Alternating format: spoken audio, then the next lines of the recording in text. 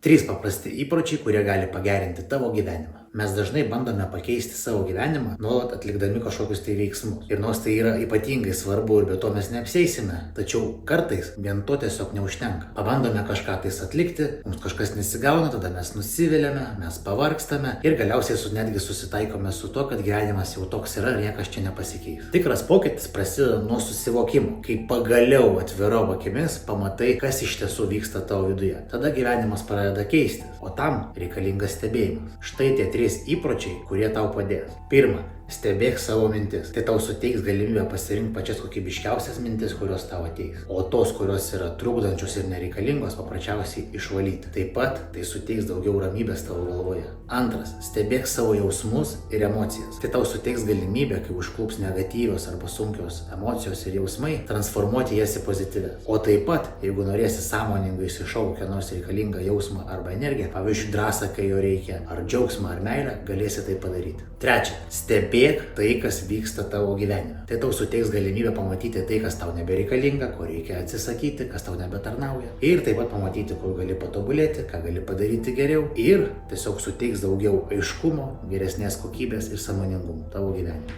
Išbandyk šios 3 įpročius bent kelias dienas ir pastebėk, kaip keičiasi tavo būsena. Tada grįžk prie šio video ir parašyk komentaruose, ką pavyko pastebėti. Na, o jeigu nori išmokti kokybiško stebėjimo, savo minčių, emocijų, gyvenimo, kviečiu tave dalyvauti kas savaitinėse online meditacijose. Jose išmoksi šių dalykų ir daugybės kitų, kurie padės gyventi ramiau, sąmoningiau ir aiškiau. Pirmas kartas yra nemokamai, gali parašyti man privačiai arba susirasti nuorodą bio aprašyme. Lauksiu tavęs.